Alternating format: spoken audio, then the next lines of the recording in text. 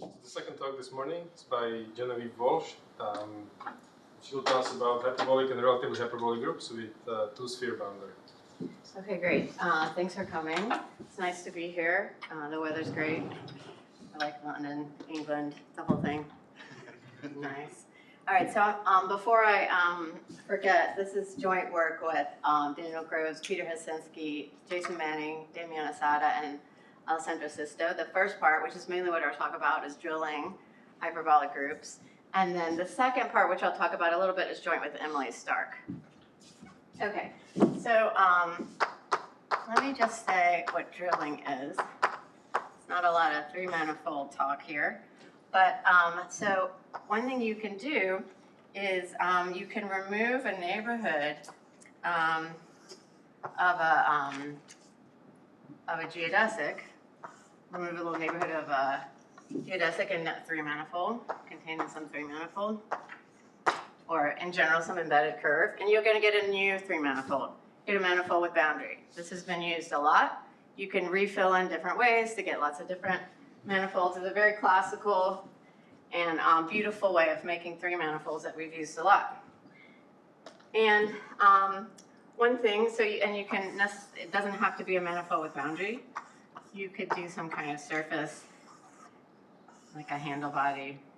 It doesn't have to be a closed manifold. Typically, we do it from a closed manifold. So what we're going to want to do is we want to mimic this construction for groups. So we want to get a drilling of a group. Okay, so maybe I'll put this over here. Sakai showed that if you have M3, it is a hyperbolic manifold.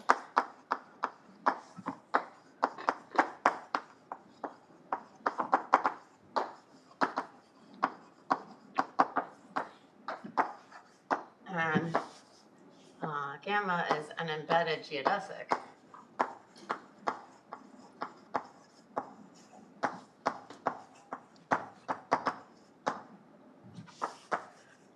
Okay, then M mod gamma, this is a drilled manifold.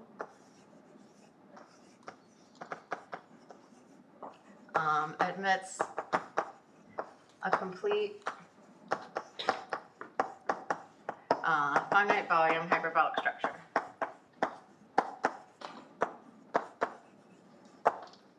Okay, so if I have this group G here, then I'll have another in mod gamma. I can write this as H3 mod some different group G hat. Okay, so we're going to mimic this. So we're going to mimic this so that we start with our group G and we get a group G hat that is the drilled group. Okay, so note the group G. So one thing that might bother you is that I'm calling it a hyperbolic manifold, but it's not actually a hyperbolic group. So G is not word hyperbolic.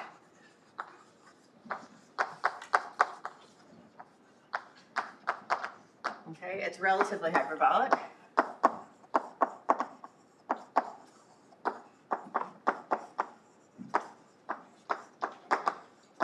Okay, and let me just,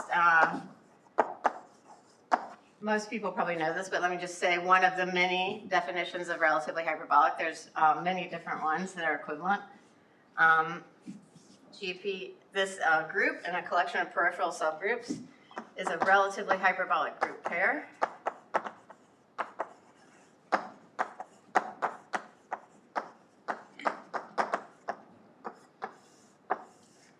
Okay, if GP acts geometrically finitely,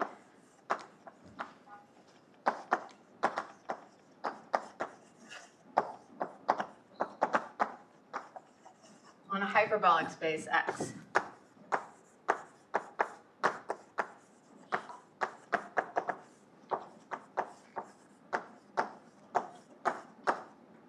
Okay, so geometrically finitely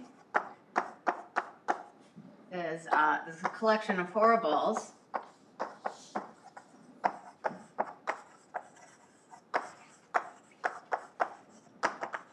in X, and G acts co-compactly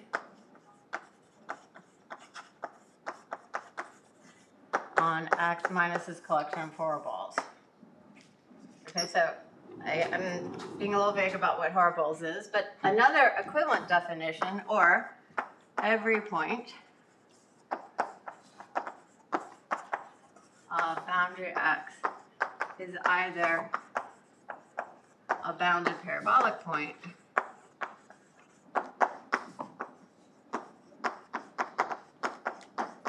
or a conical limit point.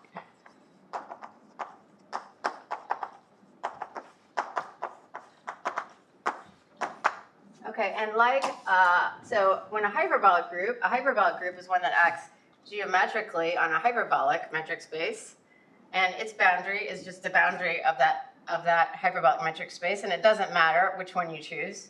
In that case, all these spaces will be quasi-isometric.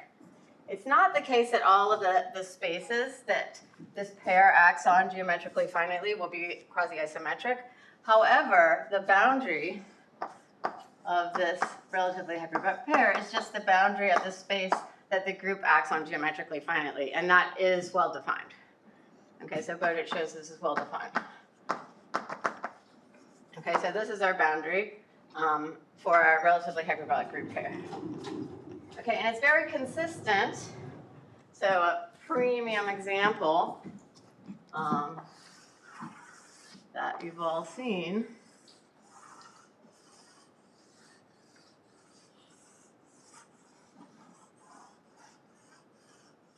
okay, so I can act on H2.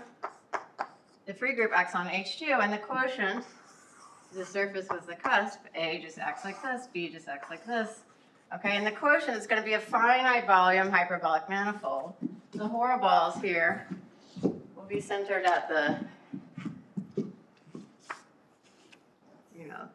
fixed points for the conjugates of the commutator subgroup here. Okay, so here's an example that's very common.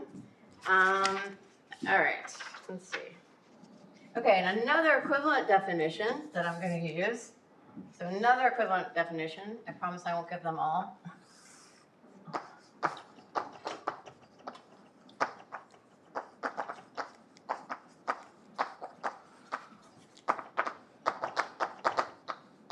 Okay, the cusp Cayley graph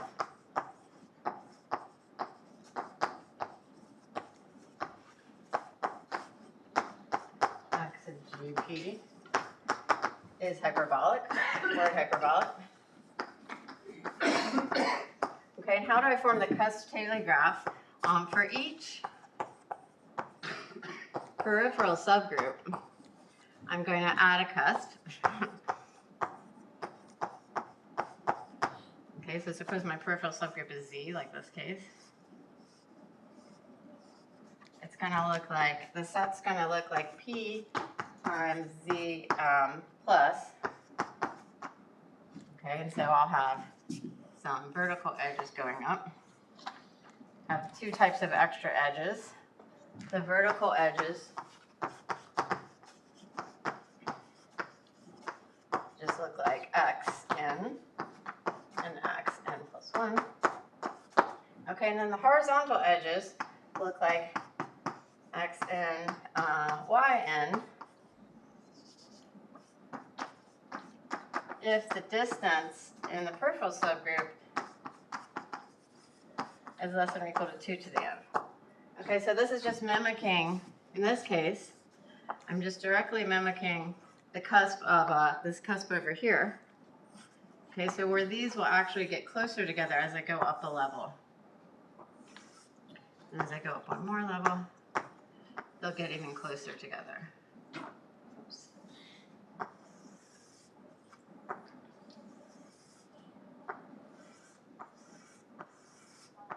Okay, so this is mimicking exactly what happens in the upper half space.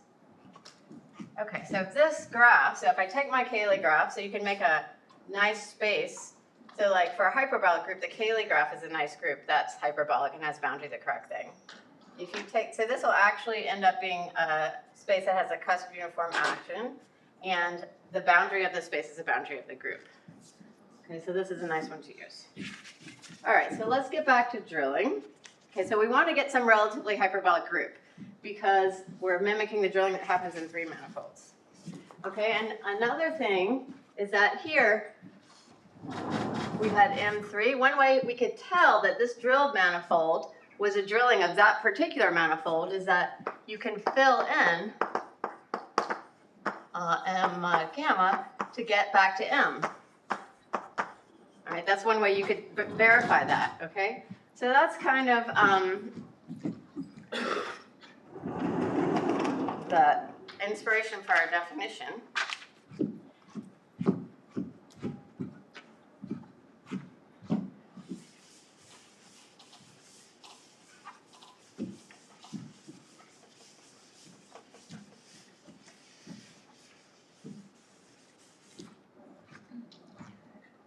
So what is a drilling of a group?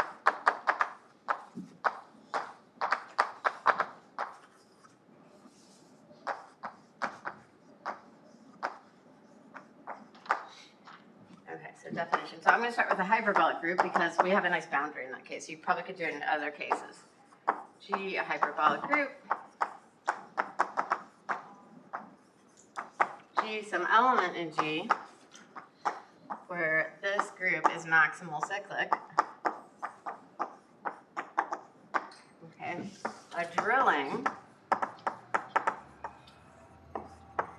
of G along G is a relatively hyperbolic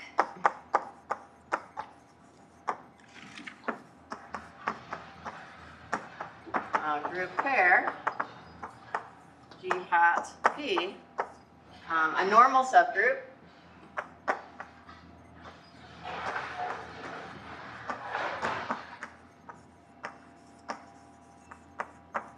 and normal and P with, okay, so I'm going to think about this, so sorry, I'll keep to my notation.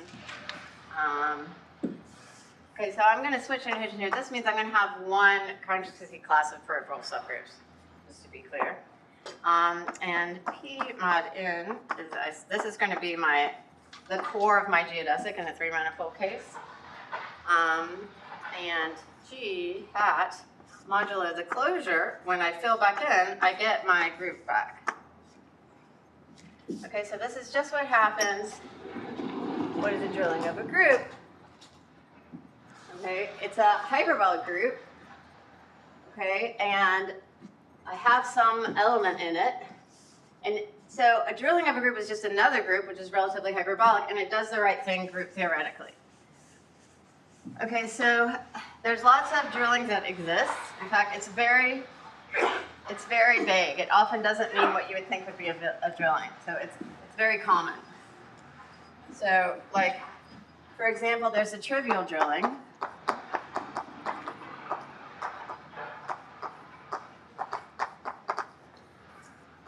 I could just take a group and I could amalgamate over G equals, say, A with Z plus Z. Or have it generated by A and B. Okay, so you can always do this. So you can always get a drilling. It's just a stupid drilling. It's a drilling that'll make cut points. Okay, so for example, I could take a surface, and this is a commonly studied Kleinian group, and I could add a little Z plus Z. This will be the fundamental group of this torus. I'm stick a little torus around the waist here. Okay, so this is going to make, I'm going to have the limit set of this group, this is going to start to develop like a cusp out here. Okay, so this is not, this limit set has cut points, and it's kind of a weird group. Okay, but it is a filling, so we always have fillings. And then we also have, like, for example, 3-manifold fillings, 3-manifold drillings.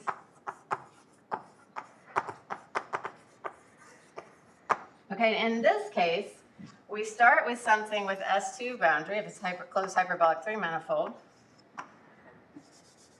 We have the boundary of G equals S2.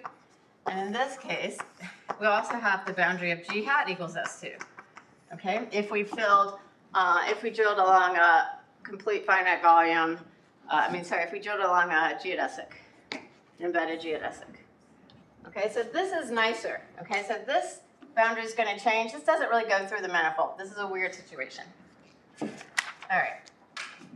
right, so let me put put up our theorem, which I think I'll put right here so you can see. So our theorem is kind of mimicking Sakai's theorem.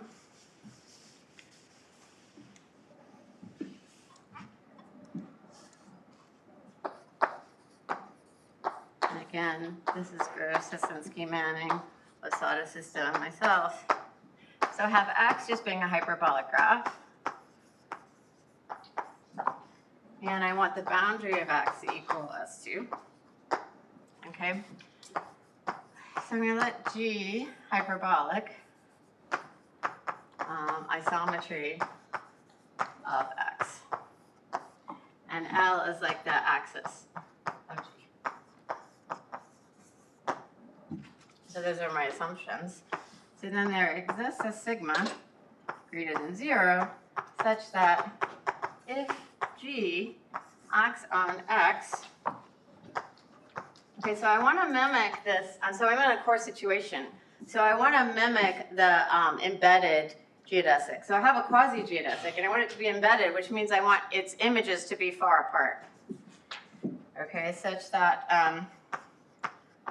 for any H in G minus G, H, L, and H of L are sigma apart.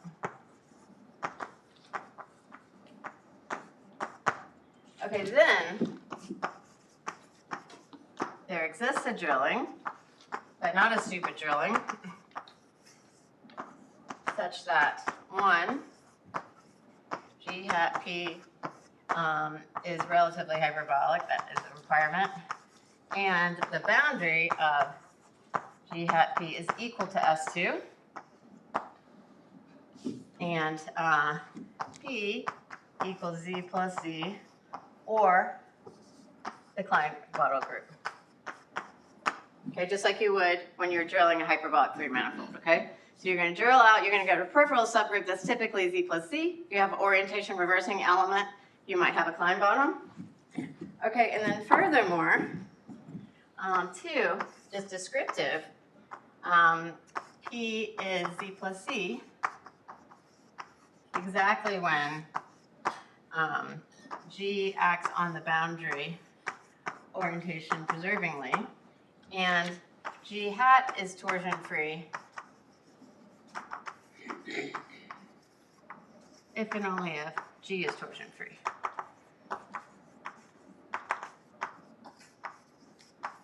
Okay.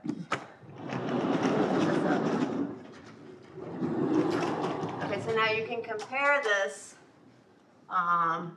to Sakai, okay?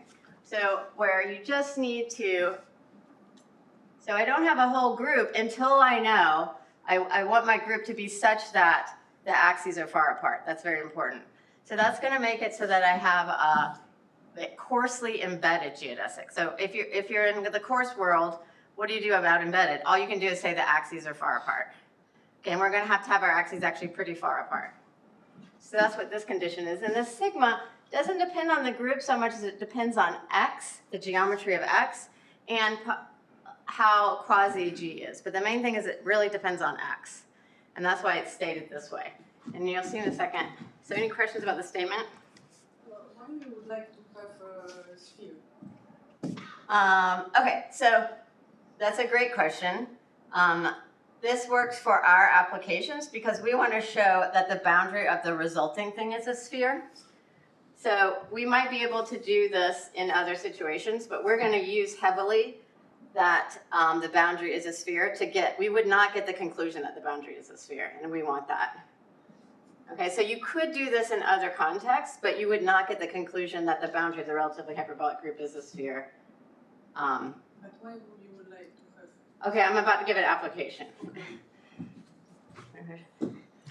But I do think, that gives me a chance to say, I do think drilling can be used, the definition of drilling, which I'm erasing, drilling can be used in other contexts with other groups.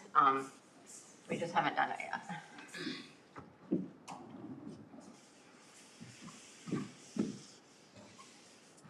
Okay. Okay, so application.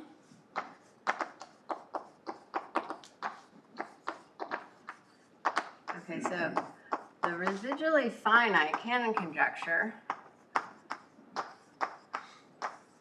So this residually finite is in quotations because it's not included in the regular Cannon conjecture. I'm just stating a version that includes residually finite. If G is hyperbolic,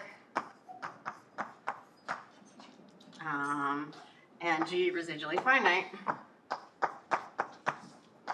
and the boundary of G is equal to S2, then G is virtually Kleinian.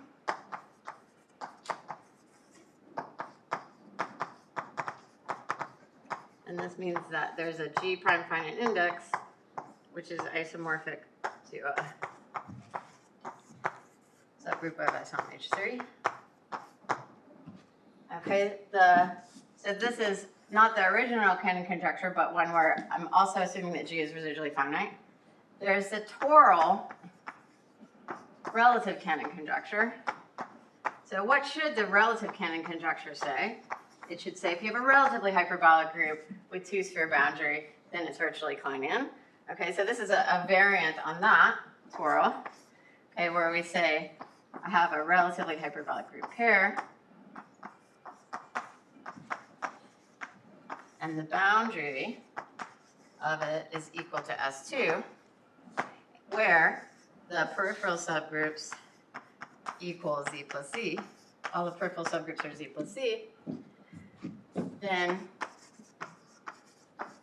GP is Kleinian, okay, meaning, I'm going to put some hats here because I always use hats. Okay, so this means that G is an axon, X by isometries on H3, and I also want the peripheral subgroups to act parabolically.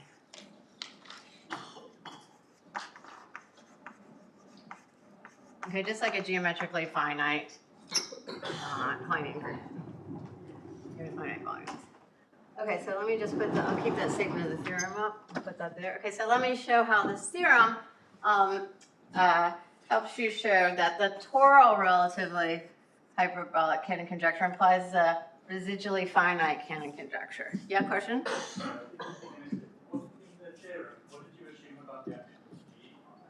Okay, it's this line right below that. So for any H and G that's not in my subgroup stabilizing the geodesic, the axes are far apart. So any action with that property? Yeah, any action with that property, yeah. I want it to act, actually I want it to be co-compact, I forgot that, because I want the boundary to be S2, so, I mean, that'll be implied. Oh no! You get it. Is there a stick? Thank you, I'll keep this for the next time I do that. All right. Yeah, I want this action to be geometric. Okay, so G, but the main thing is that I want the axes to be far apart. Okay, and that's the analog of embedded, and you'll see where I'm going to need that when I talk a little bit about the proof. Okay. Oh, and then I wanted to say about this. These are all part of a larger conjecture by Martin Skora. Both of these are contained in a conjecture where he says any kind of convergence group acting on S2 is going to be covered by a Kleinian group. Okay, all right. So let's so we want to show that the residually finite Cannon conjecture is true. So we're going to start with X just equal the Cayley graph of G. The boundary of X equals S2 because I'm assuming that the boundary of my group is S2, and G is hyperbolic and residually finite. Okay, and then I'll pick some G maximal cyclic.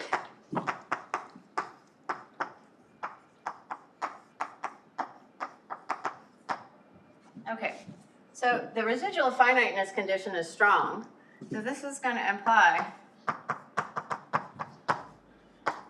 that there exists a finite index subgroup G1 such that G1 is torsion free.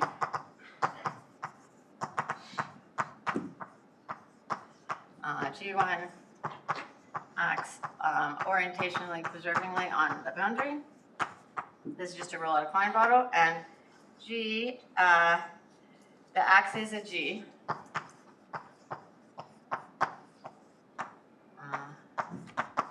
so the G moved around by the whole group are sigma separated.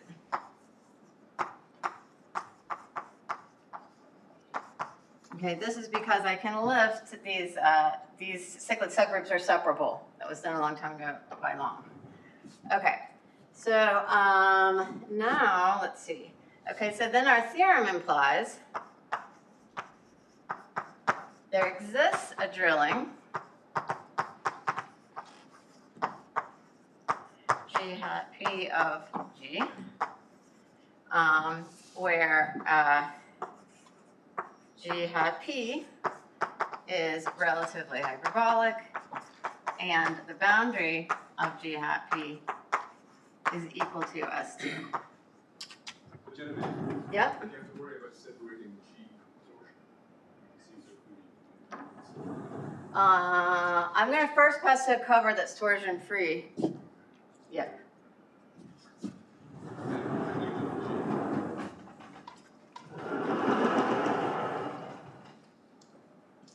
Okay, so then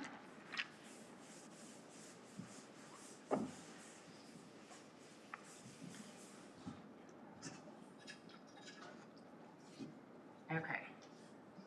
So, and we also have, so from our theorem, we also have, so we have P is just going to be Z plus Z because it's orientation preserving on the boundary. And there's a normal subgroup in P. And so that G1 just equals G hat mod the closure of this K. Okay, so my original group was filling of this group. Okay, that's what drilling does. You know, you take something, you can fill it back in to get your original group. All right, now, so the toral relatively hyperbolic, the toral relative Cannon conjecture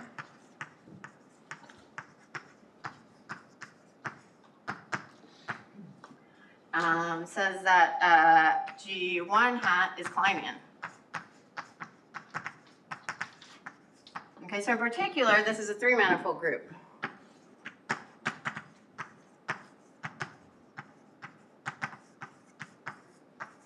With a torus boundary.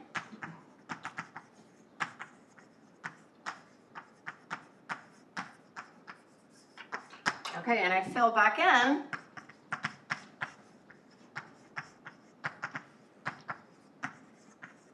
to get G1, okay, and this is a three-manifold group.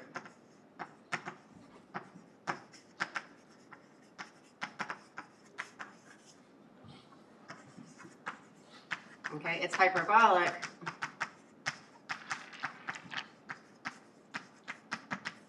So by geometrization, which is a big stick to hit it with,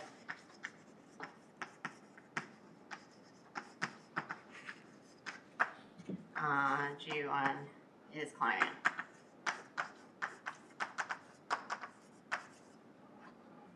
Okay, so the main thing was to use this to get that our drilled group was actually a three-manifold group. That's what's tricky about the Cannon conjecture, is getting that it's a three-manifold group.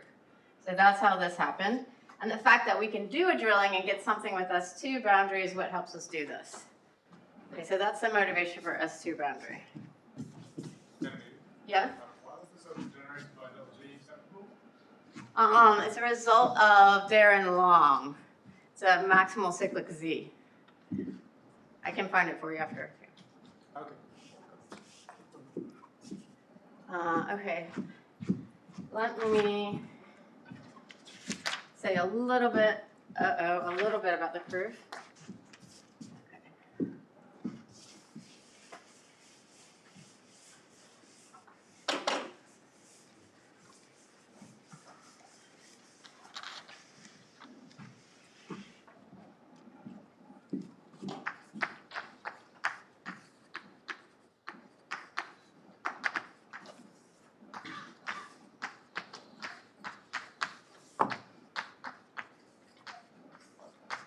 Okay, so the first thing we want to do, so we have this graph, this hyperbolic graph whose boundary is S2. What we want to do is we want to remove a neighborhood of the geodesic, okay? But the problem is, so since we just have some graph, we don't have a 3-manifold or n-manifold or anything. We just have some random graph. I don't know why my graphs always look like this. I'll try to make it more random. Okay, so I have some graph, and I have some quasi-geodesic maybe, and I want to remove a neighborhood of it, okay? In general, some neighborhood of it might not be connected, right? So maybe like the points at distance n is not going to form a connected set. Okay, so this is really what happens. So what I want to do is I want to think of this. So I want this to look like a big tube. This is nx. I want it to look like a tube. Okay, but all I do have something. And that is we have the boundary at infinity. Okay, so we have a sphere. Okay, so here's my L. Sorry for my picture. Here's my sphere at infinity, S2. Okay, and L has got some points at infinity. Okay, and S2, minus has 2 points at infinity that are the attracting and repelling points of this element G. It looks like an annulus. It is actually an annulus. And what I want to do is I want to project that down to a big shell. So if my geodesic is actually going through the middle and there's a whole lot of room about it, I can project. So the first thing we do is we project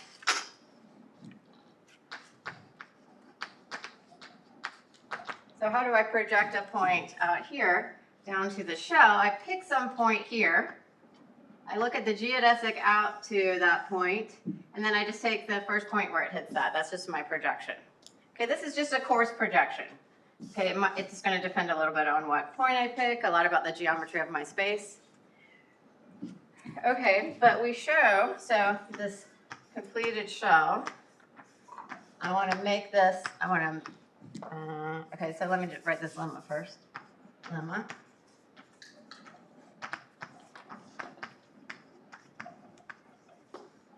For large K, this sphere is a D naught path connected. So D naught is the hyperbolicity constant of X. So X, I have the boundary of X equals S2, and it's delta hyperbolic. Okay, so this is going to be a coarse projection, but and that'll give me the connectedness of this boundary will give me the connectedness of this. I'm going to really be trying to identify the boundary minus 2 points with this shell really the whole time. That's sort of our procedure. And you can do that, so this is why you need S2 or some kind of robust boundary. You can do this when you have really big areas. So then we're going to make this path connected. So we're just going to add the paths of the length. Okay, and then we're going to look at our completed tube complement.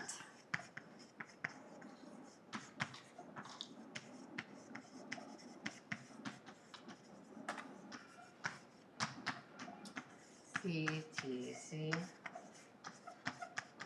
just equals X naught. So I'm going to take this TK is the tube. It's like union this CSK. So what I'm going to do is I'm just going to complete this.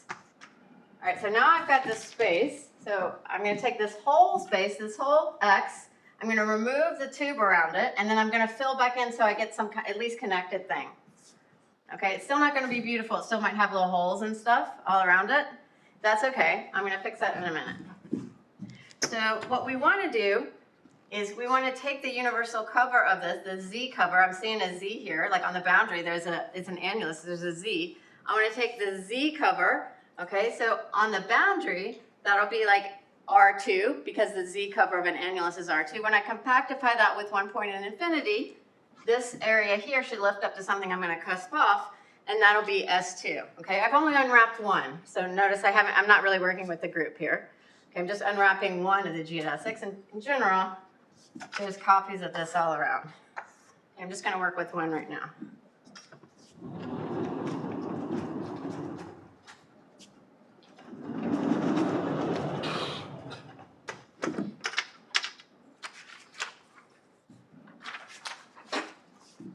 Okay, so to take a Z cover, we're going to need to use the coarse fundamental group because we want to ignore small loops because we have some graphs and we just stuck some paths on to make it connected.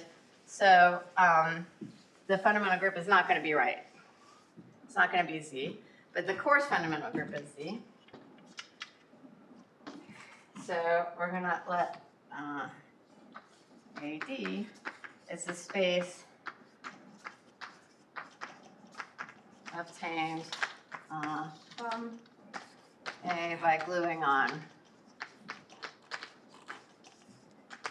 disks to edge loops of length less than B. Okay, and then the pi d of A with some base point is just pi 1 of AD. Okay, so we're going to take the D universal cover of this completed tube complement.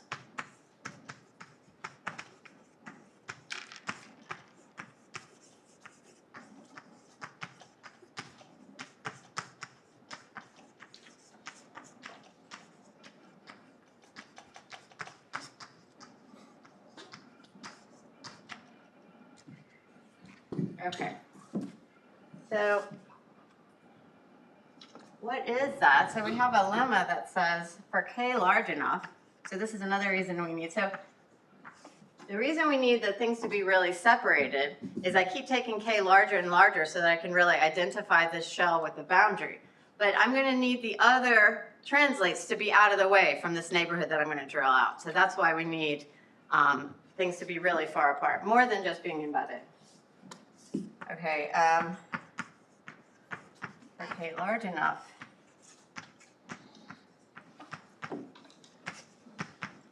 projection induces an isomorphism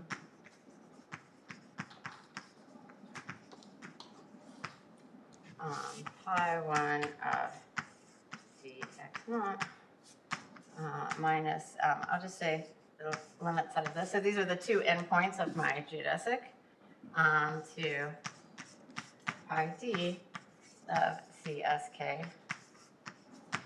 Okay, so that coarse shell that we constructed there has fundamental group Z, which is consistent with it looking like the boundary minus 2 points. Okay, this is Z. And this is also the same as pi 1 of D of this whole completed tube complex.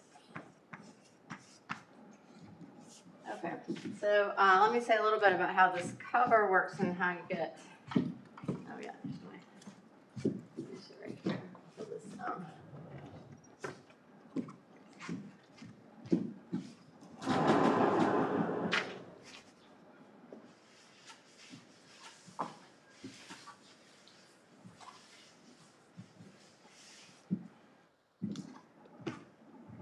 So this cover, I'm going to have dx naught minus gamma plus minus projects to the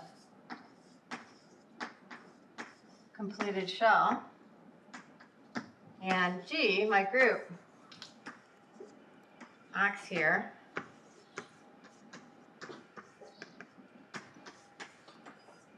this diagram coarsely commutes.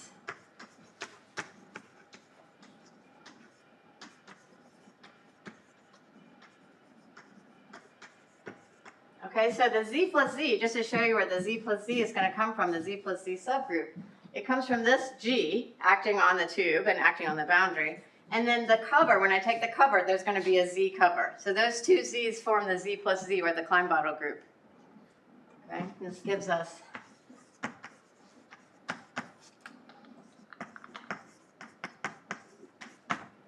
okay, so this is like, all right, and when let me just draw it on here. So when I unwrap this, so So here I had this sphere minus 2 points. And when I unwrap it, it's going to unwrap to an R2. Okay? And the rest of it will be down here. And what I'm going to do is I'm going to cone it off using the cusp. So I have the Z plus Z action on it.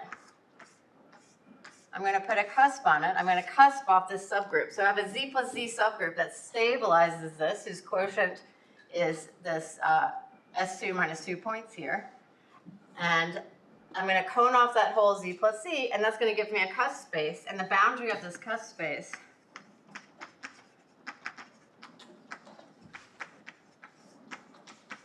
is R2 compactified by a point, which is S2. Okay, so that's how you unwrap roughly, very roughly, how you unwrap one. Okay, so we have a whole group that we need to unwrap. So I'm just going to say here really closely. So balls in this unwrapped and glued space are isometric to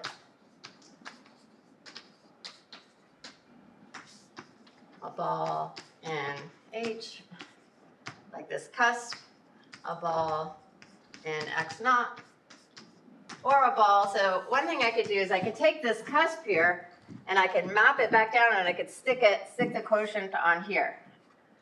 Okay, a ball in X cusp. Okay, so all these are delta hyperbolic, so I can use coarse Cartan Hadamard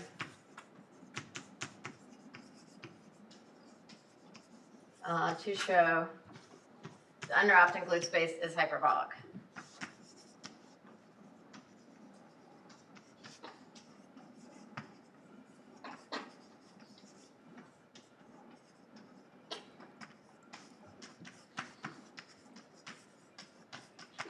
Okay, and that's going to keep happening. If I unwrap another one, it still will be locally modeled on these spaces, and so it'll still be delta hyperbolic. All right, let's say one more thing about the limit. Okay, so now I want to unwrap infinitely many. Okay, so I have all these, so it's really like a infinitely generic free group that's going to be the cover, right? It's a lot going on. So I'm going to take these hollowed out spaces. Okay, so I might want to, when I take a cover, I can remove the horrible so that it nicely covers the space. Okay, so these are like the hollowed out spaces. And here's where I've removed, some, I'll do like 2. And then maybe I just removed 1. So I could do the same thing when I take this cover. I could follow some other geodesic up to that cover. I could label this the number 2 one that I'm going to remove. And then when I get up there, I can remove that one. Okay, and what we do is we order them so that more and more, as you look around a base point, larger and larger balls have been unwrapped. Okay, so larger and larger balls have been unwrapped. They're going to strongly converge to some space. And the spaces where more and more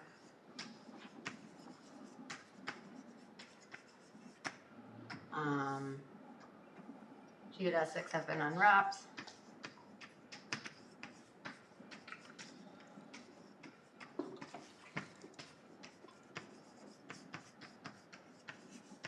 Strongly converge. Converge, and we show they strongly converge to a hyperbolic space. And when we cusp it off, which has boundary S2. Okay, so we have to control the geometry of these boundaries. Not just, I've sketched an argument why it's homeomorphic to S2, but we actually have to control the geometry. We don't want to have a limit of these things where we have cut points developing, which has limit S2. So let me not trivialize that. You need to control the geometry.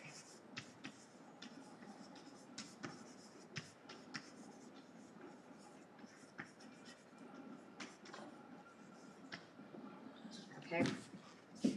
So this space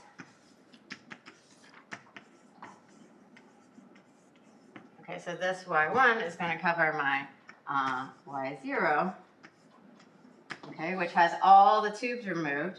This thing covers some space z by the action of g, okay, and here's my covering space action, okay. I have this whole group upstairs, it's got the whole big group, it's a giant group. So has this space acts as a geometrically finite space for g hat. And I can describe more details of this construction to you if you want, but what we do basically is we take a limit of these cusp spaces, and that's the space that our whole group g hat acts on. So let me just say one other thing about, so first of all, I think drilling can be used in other contexts besides this application, although that's nice. And also I think spaces that admit relatively hyperbolic actions and non-relatively and geometrically finite actions are interesting. Okay, so it's rare. So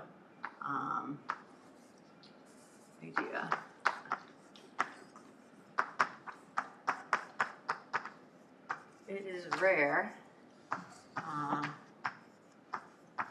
for a space to admit both hyperbolic and relatively hyperbolic structures and relatively hyperbolic actions. For example, there's symmetric spaces and there's trees, but in general it's very rare. And most of that is work is done by isometries, but with Stark we're able to show, and this is something we were trying to think about in the context of Sierpinski carpets. So you can have Sierpinski carpet boundaries of hyperbolic groups and of relatively hyperbolic groups, but we were wondering if this could ever be quasi-symmetric. And so we're able to prove that this is no. So suppose I have HP, relatively hyperbolic, and just some peripheral group is Z plus Z. So for example, hyperbolic manifold with totally geodesic boundary and some cusp, for example, or there's lots of relatively hyperbolic groups with peripheral subgroup Z. Then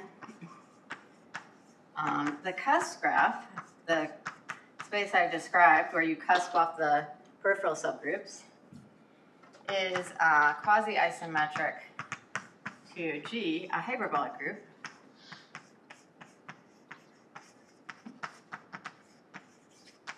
So this is a weaker form of, there's a hyperbolic group acting on the space.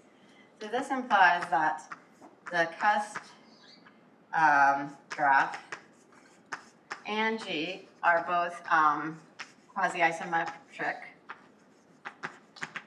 to H3.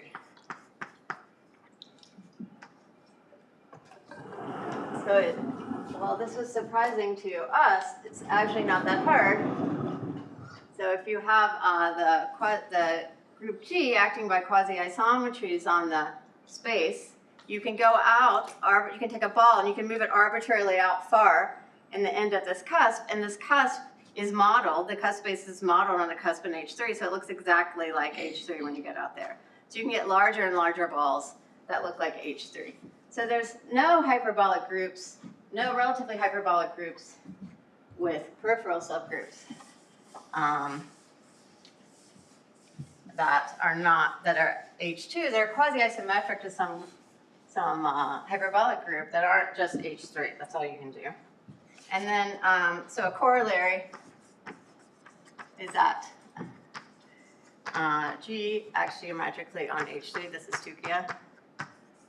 And also HP acts, geometrically finitely on H3. This is Prushka-Healy.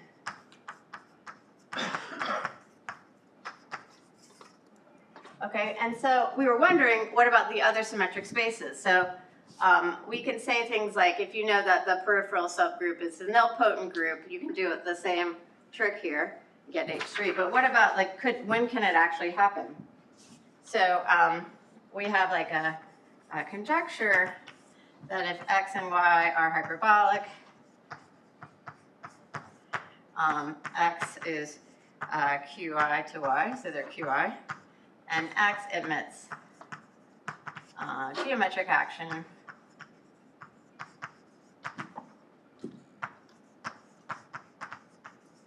and y emits a geometrically finite action with finitely generated peripheral subgroups. This is to rule out those tree actions.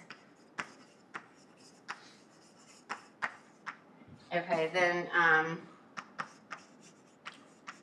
x and y are both quasi-isometric to a symmetric space, which would imply they act on a symmetric space. Okay, and then I should also say, before I stop, that so Prof, Corneliae, Monod, and Tessera have this result for if you have the action, they actually act on it, not quasi-isometric. If you have a space that emits these actions, then it has to be basically a symmetric space or one of these tree actions. And so we're trying to extend that to quasi-isometries. So our proof here is it uses nothing about, nothing like their methods at all, but this proof eventually might. Okay, I'll stop there.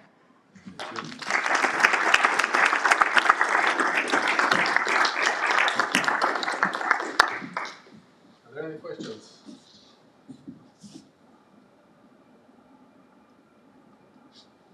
So this both hyperbolic and relatively hyperbolic example, it's just an example, or you have No, if you have, so maybe I should have said it better. If HP is a relatively hyperbolic group pair, and some peripheral subgroup is Z plus Z, and the cusp-Cayley graph is quasi-isometric to G, a hyperbolic group. So if I make that space, and that space is quasi-isometric to a hyperbolic group, then both of them are quasi-isometric to H3. That can only happen. So I didn't even say anything about the boundary. So that's just the only way it can happen. Is there one more? So in going from the relative canon to the canon, did you really need residually finite, or? Yeah, I really needed residually finite because I don't know that there's an analog of embedded geodesic. I don't know there's a geodesic where the axes are far apart under the group. But it would be enough to just have one. Yeah, it would be enough to have one, but it's pretty far apart, so there's no. So if you have one element with separable centroid or. Well, separable, you still have to take a cover to get it away from things. So you still need to be able to. Oh yeah, if you had that, and I also need to get rid of torsion. And I also want it to act orientation preservingly on the boundary. So I want residually finite. Yeah, you could have a list of conditions that you would need, but residually finite get them too. Just related to that, so does the separation, can you do the separation regardless of the boundary? That doesn't require an S2 or? If you knew that it was residually finite and yeah, you could do it. Mm-hmm. So the way we really use S2 is to understand this neighborhood of the geodesic, right? So we might be able to do it, for example, like in a Sierpinski carpet, where you could say, oh, well, actually, there's kind of an S2 there that we could sort of use. Or you might be able to do it in S3, actually. That is something, you'd have something where you have a very nice boundary where you can do projections and say, this is what the boundary around a geodesic looks like. Or the boundary. You can also, we really don't need it to be a geodesic. It could be some quasi-convex subset. We need it to be quasi-convex though, so we can do projections. Right. Any more questions? Right. In that case, let's thank Genevieve again.